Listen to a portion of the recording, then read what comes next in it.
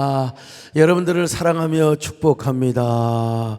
여러분, 이 자리에 오신 여러분들에게 하나님께서요 큰 은혜 주시기를 바라고, 오늘 또 여러분에게 전하는 말씀이 아주 풀이 되고 방망이가 되고 또 바람이 되기를 바라며 또 생수 같은 은혜가 되시기를 바랍니다. 오늘 우리의 기도, 간절하게 합심으로 했던 모든 기도가 응답되기를 바라면서요, 오늘 이 자리에 계신 여러분들뿐만 아니라 유튜브나 TV를 통해서 함께하는 여러분에게도 동일한 은혜와 축복이 있기를 바랍니다. 여러분, 말씀 듣기 전에 우리 주님을 찬양합시다. 할렐루야. 주님께 찬양하는 우리의 마음 얼마나 아름다운지. 할렐루야. 주님께 찬양하는 모든 순간 내 마음 천국일세. 할렐루야. 찬양 찬양 주님께 찬양 드려요. 두 손을 높이 들고 마음을 모아 주님께 찬양 드려요. 이스라엘 백성들이 여러분 하나님의 은혜로, 그리고 출애굽을 하는데 내비게이션이 없습니다. 무슨 이리 가라 저리 가라 없어요. 그리고 무슨 지도나 무슨 어떤 맵이 없었어요. 하나님께서 그저 구름 기둥과 불 기둥으로 인도를 하셨습니다. 그런데 여러분, 하나님이 인도한 곳이 어디냐면 홍해바다 앞이에요. 가보니까 홍해바다 앞인데 홍해바다를 어떻게 건너갑니까? 근데 뒤에는 저 못된 바로왕이 죽으려고 망하려고 환장한 이 바로왕이 군대를 거느리고 이스라엘을 추격하고 온다 이 말이죠. 그러니까 정말 얼마나 당황하고 당혹스러웠겠습니까? 근데 그때 우리 하나님이 어떤 하나님으로 역사하셨느냐? 싸우시는 용사의 하나님으로 나타나신 것이라 이 말입니다. 그래서 이스라엘 앞에서 인도했던 하나님의 사자가 갑자기 뒤로 가, 홍해바다를 건너가게 하신 하나님의 사자가 뒤로 가가지고요, 저 애굽의 군병들이 말이요 동풍을 일으켜가지고 막 불바람을 일으켜가지고 막 모래바람이 나오니까, 여러분 모래가 그냥 눈으로 들어갔을 것이고 얼마나 어지럽게 해가지고 바퀴가 막 가지를 않아요. 말이 여러분 달려가야 되지 않겠습니까? 근데 막 그냥 회오리 바람이 불고 그냥 말의 눈에다가 그냥 모래가 그냥 들어가 오니까, 여러분 그런 거 있잖아, 사극 드라마에서요, 말이 가지를 안 하고 막 하면서 말이 서불어 그렇게 그냥 몇 시간 동안을 그냥 밤이 새도록 하나님이 역사를 하시는 거야. 그런데 여러분, 우리 하나님께서는 이스라엘 백성들요, 홍해바다가 세상의 비행기 활주로가 돼버리는 거요, 그냥 신장로가 되고요, 쫙 고속도로가 되게 하신 거요. 그리고 이스라엘 백성들이 다 건너기까지는 이집트 사람들을 막 통풍으로 어지럽게 하셨다는 거 아니겠습니까? 성경 한번 읽어볼까요? 출애굽기 14장 21절로 22절을 같이 봅니다. 시작. 모세가 바다 위로 손을 내밀매 여호와께서 큰 동풍이 밤새도록 바닷물을 물러가게 하시니 물이 갈라져 바다가 마른 땅이 된지라. 이스라엘 자손이 바다 가운데를 육지로 걸어가고 물은 그들의 좌우에 벽이 되니. 여러분 십계라는 영화를 보셔서 여러분 금방 그림이 그려질 거예요. 근데 이스라엘 쪽은요 대낮이 되어가지고 막 우리 하나님 내 영혼에 비비치니, 우리 하나님께서 막 빛이 되어가시고 막 눈부신 말이요 그냥 대낮이 된. 그런데요 저 이집트 사람들이 있는, 애굽의 군병들이 있는 곳은요 얼마나 흑암이 있게 하고 캄캄함이 있게 하고 막 그냥 막 회오리 바람이 불게 하시는지, 여러분 아침에 딱 건너서 보니까, 바다를 보니까요, 말들도 얼마나 물을 많이 처마셨는지 막 배아지가 이렇게 불러갖고 있고, 그 애굽의 군병들이 다 시체가 바다 위에 둥둥 떠가지고, 이게 한두 명이냔 말이요, 그냥 수천 명의 군사들이 막 그냥 특공대들이 말이요 그냥 그 병거와 함께 그냥 얼마나 물을 마셨는지 짱구가 되어가지고, 여러분 이게 뭐요? 하나님의 위대한 홍해 기적의 사건입니다.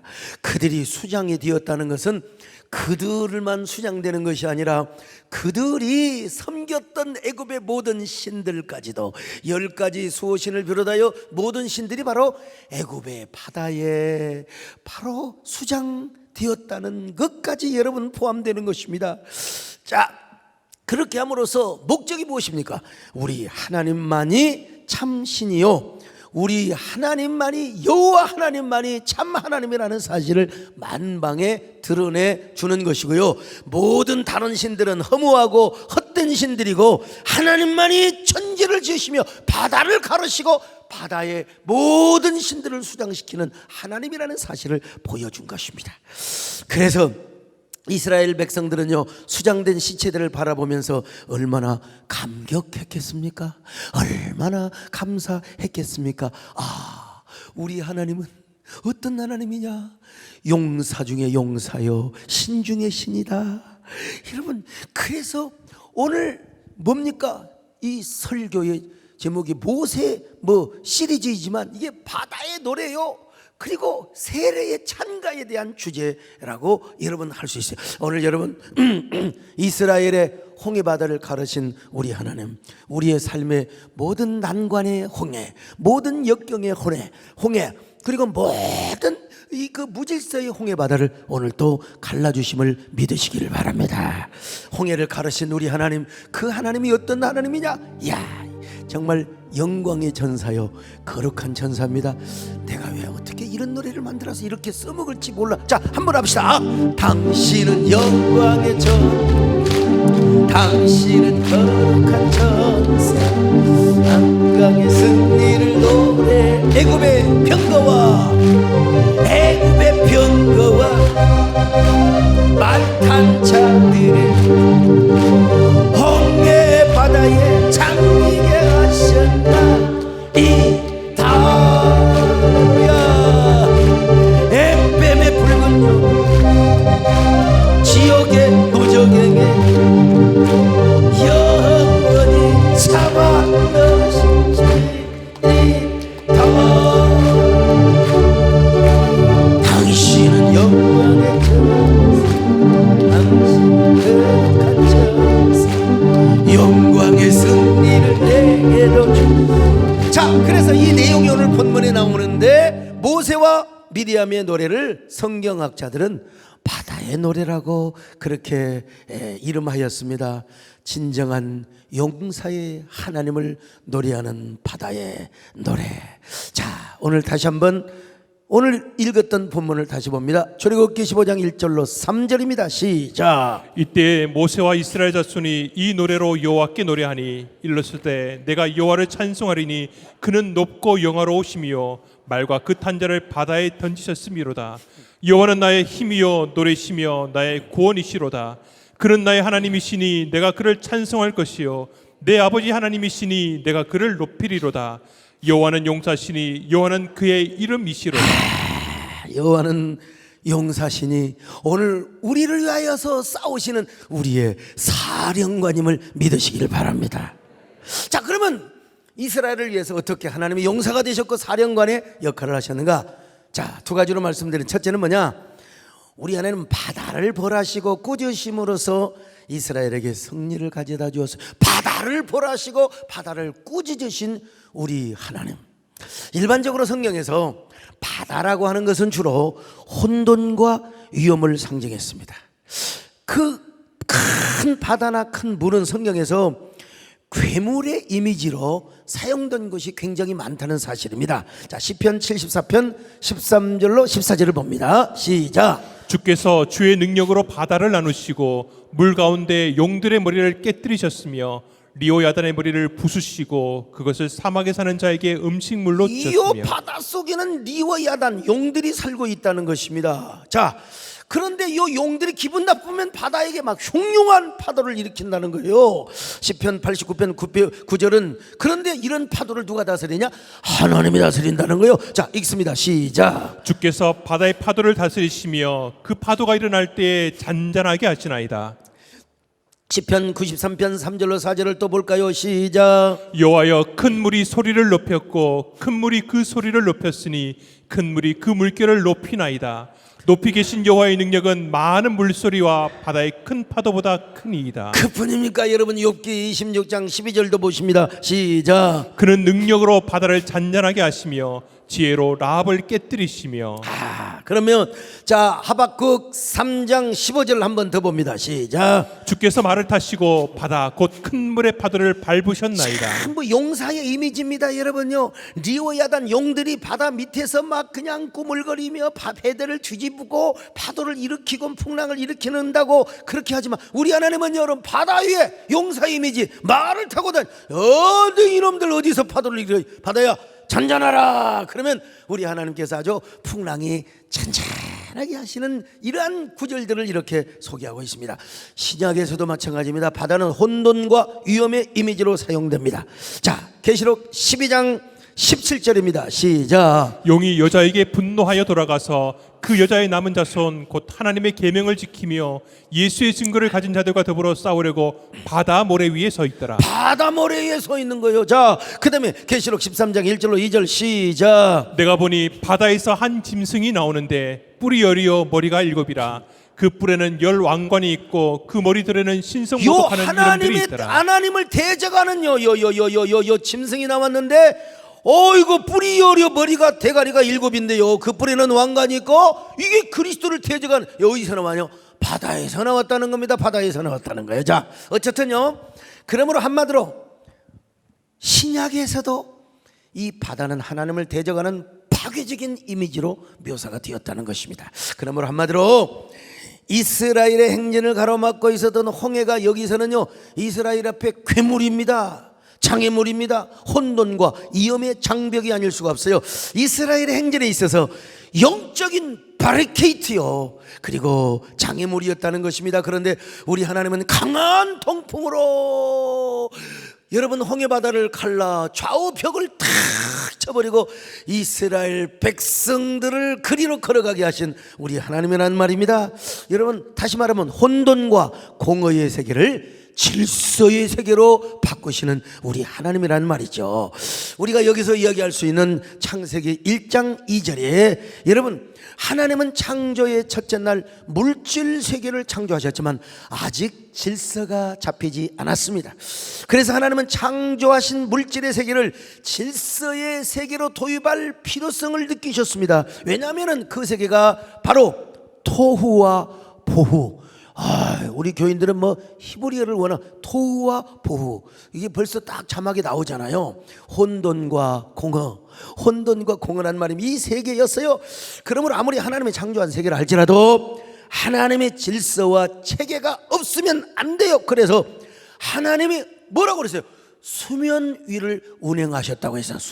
수면 위를 운행하셨다. 그 말은 아직 질서가 없는 하나님의 창조의 세계를 하나님의 손수로 붙들어 주시고 감싸 주시고 보호해 주셨다는 의미도 있습니다. 자, 창세기 1장 2절을 같이 봅니다. 시작. 땅이 혼돈하고 공허하며 흑암이 깊음 위에 있고 하나님의 영은 수면 위에 운행하시니라. 여기 운행하신다는 말은요 그냥 히브리 말로요 뭐라 헤페트라고 하는 말인데 다스린다는 의미도 있지만 보호하신다는 의미도 있어요. 그러니까 수면 위에 운행하신다. 하나님의 영이 모든 세계를 다스리고 운행하신다는 의미도 있지만 동시에 아직 무질서한 창조 세계를 보호하시고 다스리시고 품는다는 의미도 동시적으로 있다 이 말이죠. 자, 그런 하나님께서 빛을 창조하시며 이제 질서를 세워 나가시는 것입니다. 그 내용이 창세기 1장 3절부터 나오지요. 질서가 도입되기 전에는요 창조의 세계는 분명한데 아직도 보호와 토후, 혼돈과 공허의 세계였다는 것입니다. 그런데 이 혼돈과 공허의 이미지로 사용된 것이 바로 뭐냐? 파도요 그리고 풍랑이 거친 바다였다는 것입니다. 그러나 우리 하나님은요 이스라엘의 행진을 가로막고 있었던 이 엄청난 파도의 혼돈과 홍해바다의 무질서를 꾸짖으셨습니다. 꾸짖으셨습니다. 다시 말해 이스라엘의 광야 행진을 가로막고 있는 홍해라는 괴물을 여러분 꾸짖으시며 하나님이 싸우셨다는 것입니다. 특별히 고대 근동의 문화 속에서 바다나 큰 물은요, 그건 뭐 성경이 아니라도 고대 근동의 문화에서 바로 혼돈과 공허의 이미지로 사용되었습니다. 그래서 바다의 신이나 물의 신은요, 질서가 아닙니다. 이건 죽음과 혼돈의 신이었습니다. 사람을 유혹하고 혼돈하게 하고 공허하게 하는 신이요, 그러니까 미신이 많은 바닷가에 사는 이런 사람들은, 어부들은 이 바다의 신을 달래기 위해서 고사를 지내고 바다의 신에게 제사를 지내고, 그리고 여러분 항해를 했어요. 이게 믿지 않는 세계에서 왜 용들이 그 속에서 살고 있다고 믿었기 때문에 그렇습니다. 자, 그런데 우리 하나님께서 용들이고 나발이고 리워야단이고 티아마시고 간에 다 하나님이 꾸짖으시고 벌하시고 책망하셔서 무질서의 세계를 질서의 세계로 이끄셨다는 것입니다, 여러분. 그리고 애굽의 모든 신들을 홍해바다에 수장을 시켜버렸다. 여러분 깨달아지시면 아멘합니다. 우리 하나님 이렇게 멋있는 하나님이요, 능력의 하나님이십니다, 여러분. 바벨론 신화에 보면은요, 이 티아마시라는 신이 나옵니다. 이 신은 바다의 신이자 죽음의 신입니다. 티아맛은 물고기 형상이요, 좋게 말하면 인어공주 같은 말이요. 근데 이 인어공주 같이 이쁜 게 아니라 아주 험악한 물고기와 용의 형상을 하고 있었고, 주 활동처는 바다에서 활동을 하고 있었습니다. 이것이 이제 인간을 저주하는 거예요. 그리고 지나가는 선원들을 갖다가 그냥 배를 뒤집어 가지고 막 죽여버리고 말이죠. 그런데 마루둑이라고 하는 신이 있어요. 그 바벨론의 신화이기는 하지만 이 마루둑은 그래도 혼돈의 신과 싸우는 질서와 또 나름대로 창조의 신으로 알려져 있습니다. 그런데 이제 둘이 서로 싸우는 거예요. 싸우는데 티아맛이 얼마나 그냥 괴성을 지르고 광기를 부리는지, 아마 어떤 영화에 보면 막 그냥 용이 막 괴성을 지르고 막 우렁 소리나 있잖아요. 그런 걸 연상하면 될 거예요. 그리고 이제 결정적으로 마루둑과 싸우는데, 마루둑은 화살을 탁 당기고 있는데 그 티아맛이라고는 막 물고기 형상의 신이 막 주둥이를 벌리고 할 때 마루둑이 쫙 화살을 당겨가지고 화살을 쏘니까 주둥이로 들어가서 화살이 배창시까지 나와서 이제 티아맛이 죽습니다. 그래가지고 마루둑이 티아맛의 몸을 칼로 갈라서 이제 회를 친 거죠. 갈라서 위로 훅 던지니까 그게 궁창이 되고 아래로 딱 가니까 이게 이제 땅이 되었다. 이게 이제 바벨론의 창조 신화 이야기입니다. 말도 되지도 않는 얘기요. 말도 되지도 않는 얘기인데 신화라고 하는 게 그런 겁니다. 신화라고 하는 게요. 근데 여러분 창세기 1장은요 마루둑의 수준이 아니라 우리 하나님께서요 창조를 너무나 정확하고 아주 그냥 과학적으로 기술을 하고 있습니다. 당시 모세가 성경을 기록할 때는 이집트와 바벨론 신화가 천지를 뒤엎고 있을 때였습니다. 그러한 신화들이 사람들의 의식을 지배하고요. 아마 사람들에게 아마 그런 의식들이 아마 파다했을 거요. 그럴 때 모세는 절대로 그렇게 천지가 창조되지 않았다 이 말이에요. 우리 하나님은 말씀 한마디로 천지를 창조하신 분이시다. 그리고 혼돈과 공허의 세계였지만 바로 하나님께서 빛이 있으라. 그냥 하나님의 말씀 한마디로 천지를 창조하실 뿐만 아니라 모든 질서의 세계를 이루셨다고 모세가 얼마나 이렇게 하나님의 영감으로 성경을 잘 기록해 주었는지 몰라요. 그러니까 우리 하나님은 어떤 하나님이냐? 창조의 신일 뿐만 아니라 질서의 신이란 말입니다. 여러분 창세기 1장은 그렇게 하나님을 소개하고 있습니다. 여러분 우리 하나님만이 창조의 하나님이심을 믿으시기를 바랍니다. 여러분 우리 하나님은요 역사의 알파와 오메가, 처음과 나중이 되시는 우리 하나님이요 얼마나 다행입니까? 타종교 보세요. 창조론이 나와 있어요. 내세가 정확합니까? 어떻게 사람이 개로 태어났다가 돼지로 태어났다가 사람으로 태어났다가, 여러분 우리는 내세도 하나님 예수님께서 정확하게 말씀해 주셨습니다. 여러분, 왜냐? 우리 하나님은 창조의 신이요 질서의 신이요 그리고 구원의 하나님이시기 때문에 그렇습니다. 할렐루야.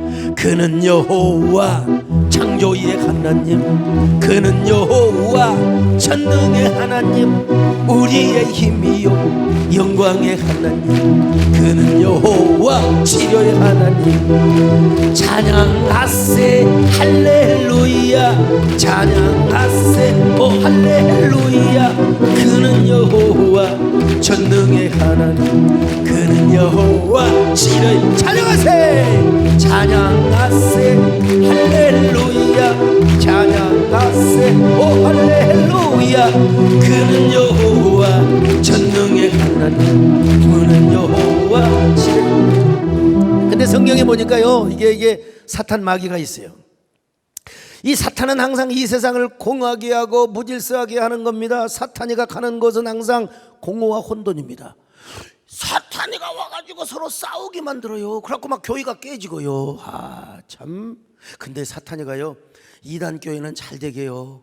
인간적으로 볼 때는 왜 이렇게 따뜻한지 몰락하면 청년들이요 막 감수성 예민하잖아요. 그러니까 막 구원파 막 신천지 가면요, 우선은 얼마나 따뜻한지 몰라. 돈도 잘 꿔줘, 보험도 잘 들어주고. 근데 이 마귀 새끼들이 말이죠, 거기는 안전하니까 오히려 더 잘 되라고 막 마귀가 막 축복을 하는. 근데 여러분, 교회 와가지고 서로 싸우게 만들어요. 막 혼돈과 공허의 세계 막 교회가. 여러분, 어떤 리더십을 발휘하든 간에 교회의 주인은 하나님이시다.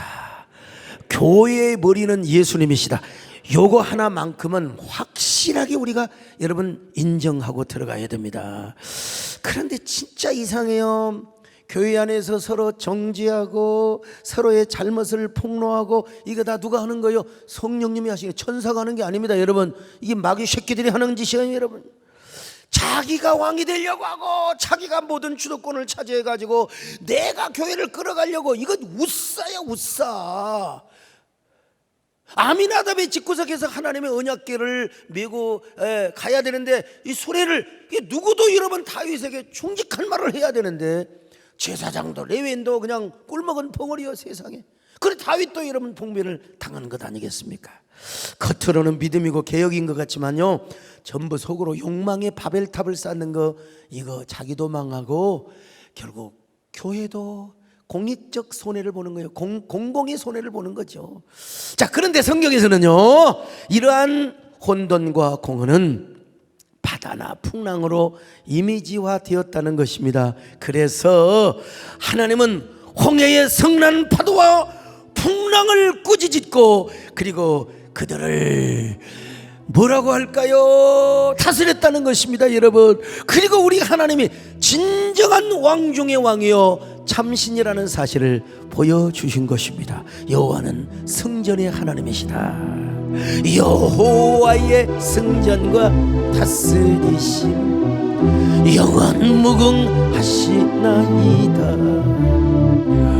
당신이 너를 바라실 때 하늘의 별들이 떨었으며 땅의 열왕은 조개같이 넘어졌으니 모든 나라가 주를 찬양하리다.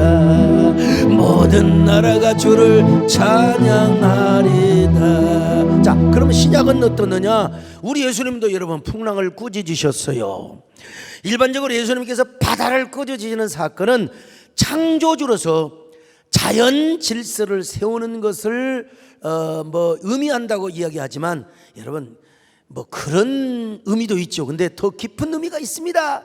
바로 영적인 세계 차원으로 예수님의 행위를 볼 때 예수님도 바다와 풍랑을 꾸짖으셨다는 표현을 여러분 아셔야 됩니다. 그런데 왜 명령만 하시지 꾸짖으셨느냐고 이야기할 수 있습니다. 질문할 수 있습니다. 바로 왜냐하면 우선 보기에는 바람의 재해, 이 기후학적인 어떤 재해라고 이야기할 수 있지만, 그 이면에 누가 있어요? 마귀가 장난을 치고 있다는 걸 예수님은 이미 보셨어요. 그래서 혼돈과 공허를 일으킨 이 풍랑을 향하여 주님께서 꾸짖으셨습니다. 꾸짖으셨어요. 자, 한번 보십시다. 누가복음 8장 22절로 24절을 보십니다. 시작. 하루는 제자들과 함께 배에 오르사 그들에게 이르시되 호수 저편으로 건너가자 하시매 이에 떠나 행선할 때에 예수께서 잠이 드셨더니 마침 광풍이 호수로 내리침에 배에 물이 가득하게 되어 위태한지라. 제자들이 나와 깨워 이르되 주여 주여 우리가 죽겠나이다 한데 예수께서 잠을 깨사 바람과 물결을 꾸짖으시니 명령만 하셔도 되는데 꾸짖었어요. 여기 꾸짖었다는 단어가 헬라어로 에피티마오입니다. 여러분, 귀신을 쫓고 귀신을 꾸짖을 때 쓰는 말과 똑같아요. 예. 바람아 잠잠하라 이렇게만 말할 수도 있지만 여러분, 에피티마 우리 주님께서 꾸중을 하셨다는 것입니다. 그러므로 예수님은 바다 자체보다는 바다를 통해서 예수님을 대적하고 제자들을 대적하고 있는 그 어두움의 세력, 그 이면에 그 바다를 풍랑을 일게 하는 사탄의 세력을 예수님이 꾸짖으셨다는 겁니다. 깨달아지면 아멘합니다. 할렐루야. 큰 바람과 물결아 잔잔해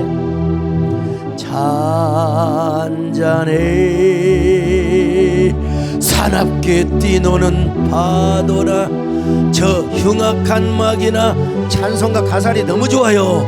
주 편안히 잠들어 누신 배 뒤엎어를 능력이 없도다. 주 예수 풍파를 꾸짖어 잔잔해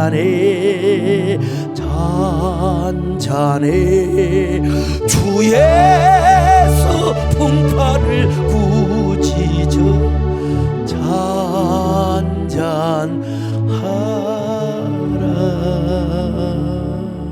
그런 것처럼 여호와 하나님께서 홍해바다를 꾸짖으시고 홍해바다를 명령하셨다는 것입니다. 그것은 뭐냐?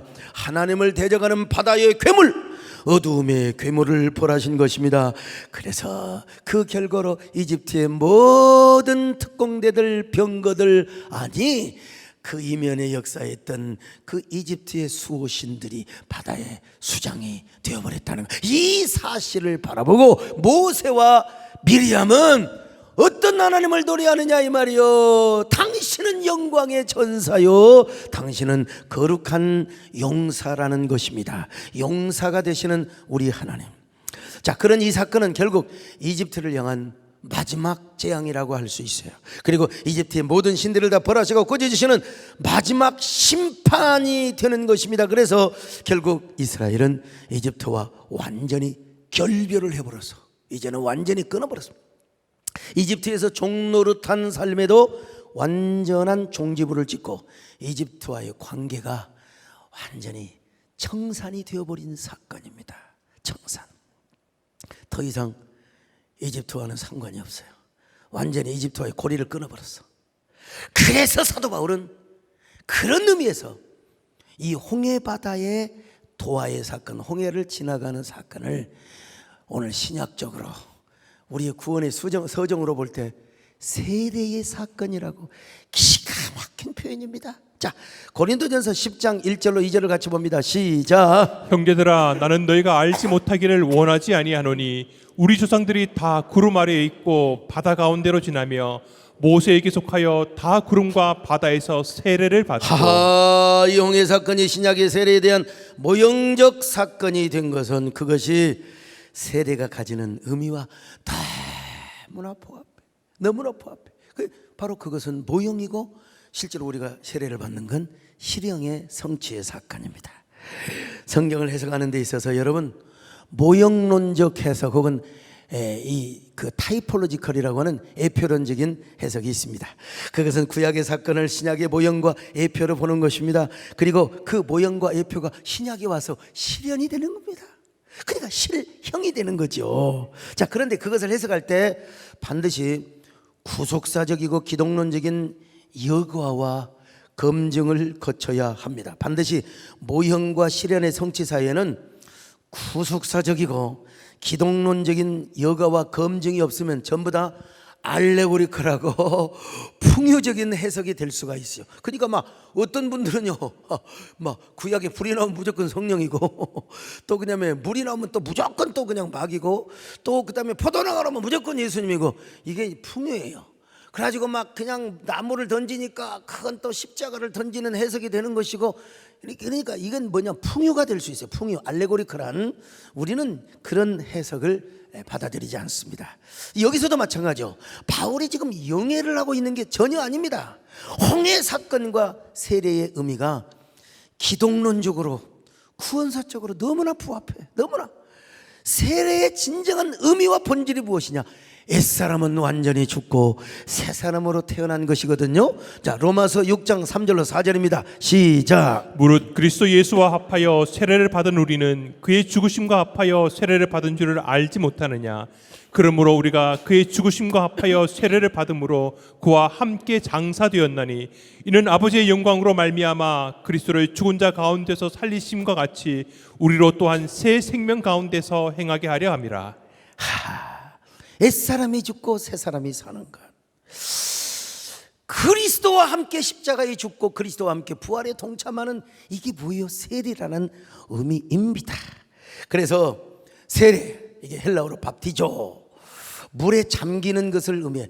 물속에 들어가서 장사 지냄을 받고 다시 올라와서 부활에 동참하는, 그런데 이게 세례의 본질이요. 물론 우리 장로교회는 이제 너무 많고 하니까 세례가 이제 뿌리다는 의미도 있어서 약식 세례를 합니다만은, 이스라엘 백성들이 마찬가지입니다. 여러분, 이스라엘 백성들이 이집트에 사는 동안 옛사람으로 살았습니다.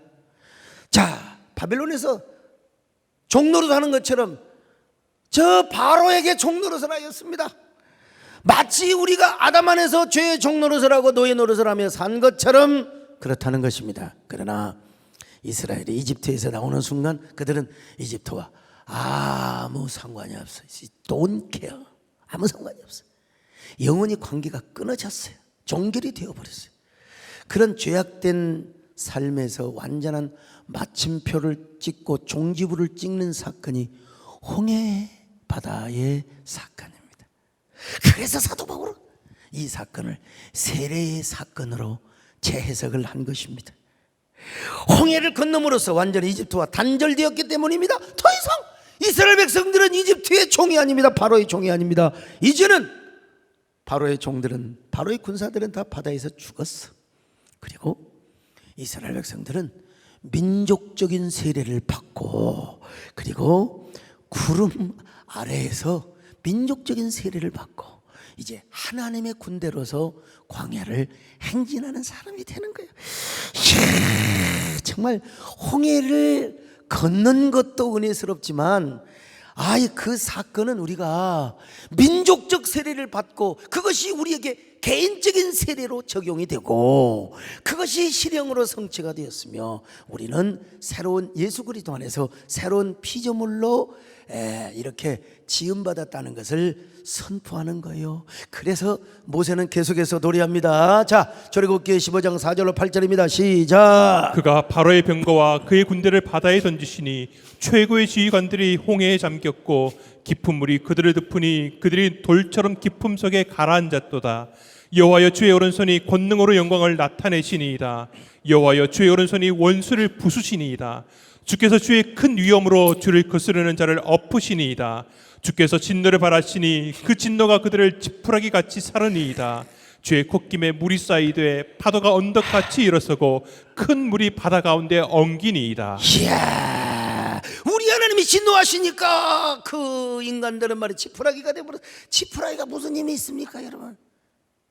우리 하나님 앞에요, 모든 인생의 권력과 모든 영화가 여러분 지푸라기에 불과하다는 사실. 그러나 그런 지푸라기 같은 인생도 하나님의 손에 붙들림을 받으면 이게 창이 되고 검이 되고 방패가 되고, 그러니까 우리 하나님의 장중에 붙들림 받는 게 나도 진짜 오늘요 심장이 쪼이고 정말 내가 오늘 이거 어떻게 오늘 이야 시차를 극복 이야 하는데, 하나님께서 뭐 다음엔 또 뭐 가서 잠을 잘 자건 못 자건 간에 이 시간에 하나님께서 또 저를 붙잡아 주시는 게 있지 않습니까, 여러분?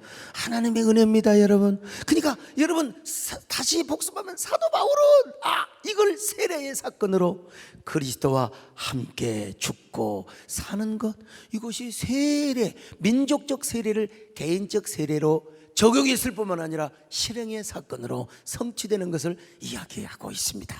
자, 그러므로 여러분 우리도 신앙생활하면서 내가 죽어야 돼, 주님과 함께요. 내가 살았으면 문제라니까. 내가 여러분 나라고 하는 옛사람이 폐기 처분되고요, 내 안에 거듭난 새로운 자아가 주님을 왕으로 모시는 자아가 될 때 창조적인 자아가 내 안에 형성이 되고, 그리고 이런 사람들이 모여서 그리스도의 지체가 되고 그리스도의 몸을 이루어서 아름다운 창의적 공동체 하이 콘셉트의 놀라운 처치를 이루게 된다는 겁니다. 여러분 모두 다 이런 사람이 되시기를 축원합니다. 내가 그리스도와 함께 십자가에 못 박혔나니,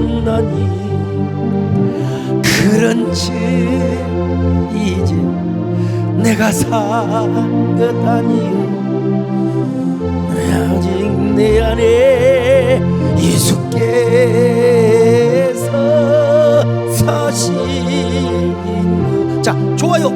이제 여기까지만 하고요. 일단 나라고 하는 존재가 없어진 게 아니요, 껍데기가 바뀌어졌어. 내가 체인지 되는 게 아니라 익스체인지. I'm exchanged.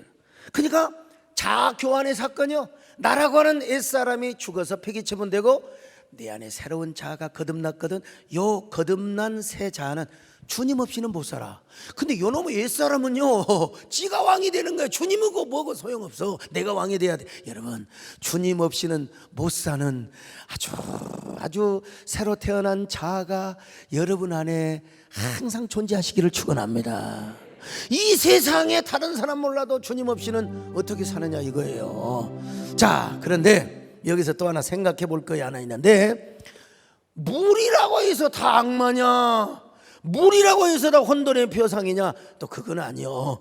물도 두 가지 차원의 의미의 물이 있습니다. 하나는 혼돈의 물이고 하나는 생명의 물입니다. 진짜 신비스러워요. 홍해바다는 먼저 이스라엘에게 혼돈과 공허의 물이었습니다. 뿐만 아니라 악의 세력이고 혼돈의 세력이었습니다. 괴물과 같은 세력이었습니다. 그런데 하나님께서 그 물을 갈라주시고 그 바다를 벌하시고 꾸짖어 이스라엘이 건너가게 하심으로써 동시에 그 물은 세례를 베풀어주는 생명의 물, 창조의 물이 되었다는 것입니다, 여러분. 처음에는 이 바다가 악의 세력이고 혼돈의 세력이었지만 하나님은 그것을 생명의 물이 되게 하신 사건. 왜냐하면 그 홍해로 이스라엘에게 세례를 주셨고 그 홍해 바다를 건너가게 하심으로써 이스라엘 백성들이 새로운 백성, 새로운 민족적 세례를 받고 새로 태어난 이러한 사람들이 되었거든요. 우리 하나님은요 어떤 하나님이냐, 혼돈과 공허의 물까지도 생명의 물로 바꾸시는 하나님이시다. 여러분, 하물며 여러분 우리가 아무리 지난날 진노의 자녀요 어둠의 자식들아 하더라도 거듭나고 구원받아 하나님의 장중에 사로잡히면 여러분 우리는 위대한 하나님의 군사가 될 수 있습니다. 여러분, 이스라엘은 그 생명의 물에 의해서 거듭나고 세례를 받았지만 이집트 사람들은 그 혼돈의 물에 빠져 다 죽었어. 같은 바다이지만 홍해는 이집트 사람에게는 혼돈과 죽음의 바다였고 이스라엘에게는 생명의 물이요 세례의 물이 되었다는 겁니다. 기가 막혀버려요. 참. 그래서 요한복음 3장 5절에 지난 시간에도 말씀드렸잖아요. 물과 성령, 자 동격의 표현인데 요한복음 3장 5절 다시 한번 볼까요? 시작. 예수께서 대답하시되 진실로 진실로 내게 이르노니 사람이 물과 성령으로 나지 아니하면 하나님의 나라에 들어갈 수 없느니라. 세상에 물과 성령을 거의 동격화하고 있어요.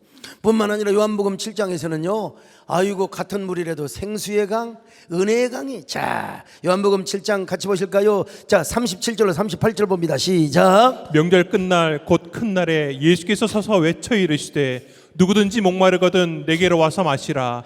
나를 믿는 자는 성경의 이름과 같이 그 배에서 생수의 강이 흘러나오리라 하시니. 그뿐입니까 여러분요? 바다가 긍정적인 은혜의 이미지로 쓰일 때가 있어요. 자, 히브리서 6장 19절입니다. 시작. 우리가 이 소망을 가지고 있는 것은 영혼의 닷 같아서 튼튼하고 견고하여 휘장 안에 들어가나니. 여러분, 영혼의 닻이라. 그러니까 항구가 있는 영혼의 항구는 얼마나 우리에게 영혼의 닻이 되는지 몰라요. 그런가 하면 계시록 자 4장 6절 보세요. 자 시작. 보좌 앞에 수정과 같은 유리 바다가 있고 보좌 가운데와 보좌 주위에 네 생물이 있는데 앞뒤에 눈들이 가득하더라. 여러분, 요한계시록에 보면은 21장에 보면요, 뭐라고 하냐면 처음 하늘과 처음 세상이 없어, 바다도 없다고 그래서. 그러니까 천국은 바다가 없습니다. 사실은 어떤 의미에서요. 그 바다는 어떤 바다냐? 니오야단이 속에서 다 꿈틀거리 있어가지고 막 흉흉하게 하고 바람을 일으키고 막 풍랑을 일으키고 그런 바다가 없다는 거예요. 없어요. 예, 바다가 있다면 어떤 바다냐? 수정같이 맑은 유리바다요. 다 보여. 얼마나 바닷물이 맑은지, 시커먼 물이 아니라 그냥 유리처럼 다 보여. 그러니까 속에 니오야단이 있는지 없는지 있을 리가 있습니까? 다 보여. 그러니까 평화의 물이요, 생명의 물이요, 은혜의 아주 물이 가득한 이런 바다라는 거예요. 이걸 뭐라고 했느냐? 보좌 앞에 수정과 같은 유리 바다가 있는 거예요. 자, 기가 막혀. 자, 요한계시록 15장 2절 기가 막힙니다. 또 있습니다. 시작. 또 내가 보니 불이 섞인 유리 바다 같은 것이 있고 짐승과 그의 우상과 그의 이름의 수를 이기고 벗어난 자들이 유리 바다가에 서서 하나님의 검은 고를 가지고. 자, 이것도요 이미지적 표현입니다. 근동의 언어를 사용했을 뿐만 아니라 이스라엘 백성들이 그 험난한 파도를 가르고 하나님을 찬양하며 홍해바다를 걸어가는 이러한 모습이 이미지로 잘 형상화되어 있는 것입니다. 어쨌든 간에 여러분, 이게 얼마나 같은 바다요, 같은 물이라도, 같은 홍해라도, 여러분, 이스라엘에게는 혼돈의 바다가 생명의 바다가 되게 하나님 만들어 보시고, 할렐루야.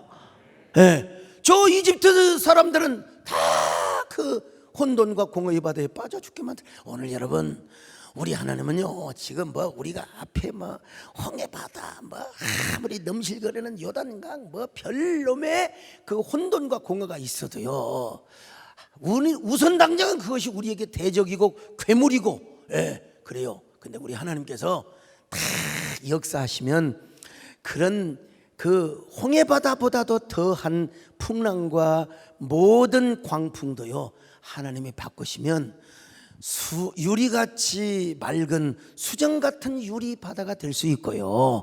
과거에는 그것이 나에게 막 고난을 가져다 주고 나를 힘들게 하고 나를 그냥 억압을 주었던 환경이라 할지라도, 여러분, 똑같은 바다도 이스라엘에게는 생명의 바다, 생명의 물이 된 것처럼 하나님께서 합력하여 선을 이루어서 그 고난 때문에, 역경 때문에, 홍해 바다 때문에 이 풍랑 인연하여서 더 빨리 가는 놀라운 역사, 놀라운 변화를 일으키시는 우리 하나님이라는 사실을 믿으시기를 바랍니다, 여러분.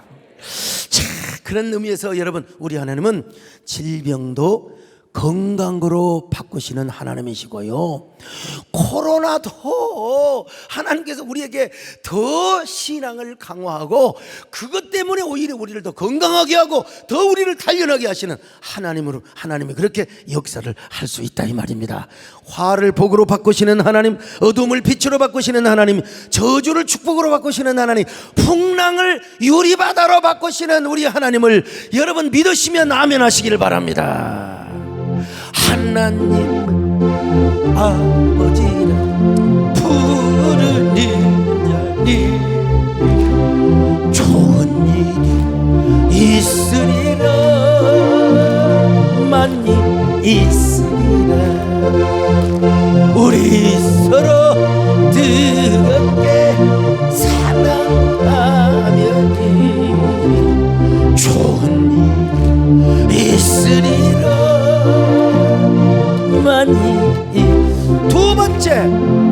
신중의 신이신 하나님을 찬양하였습니다. 출애굽기 15장 10절로 12절을 읽습니다. 시작. 주께서 바람을 일으키심에 바다가 그를 덮으니 그들이 거센 물에 납같이 잠겼나이다.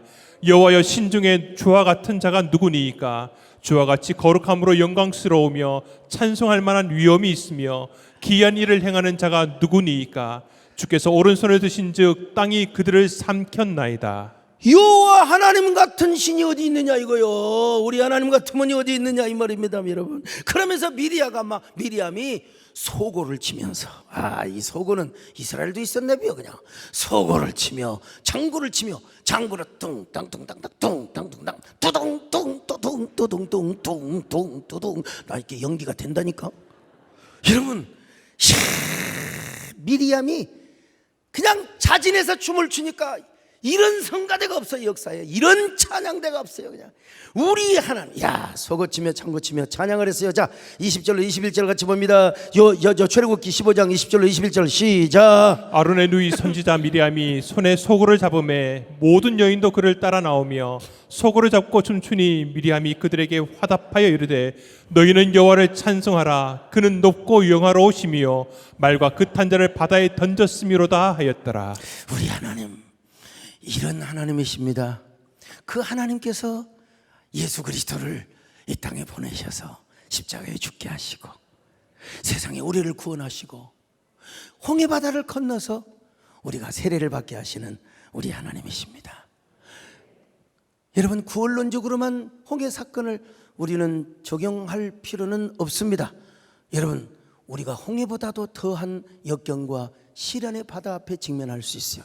그러나 우리 하나님은 그 험난한 바다를 생명의 바다로 만들 수 있는 거예요. 바꿔줄 수 있습니다.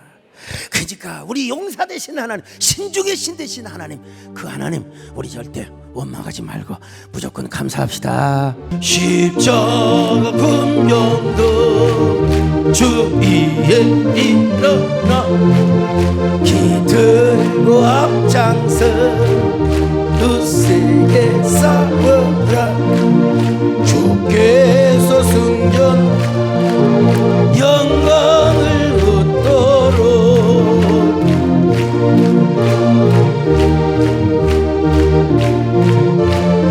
다시 한번 합니다. 십자가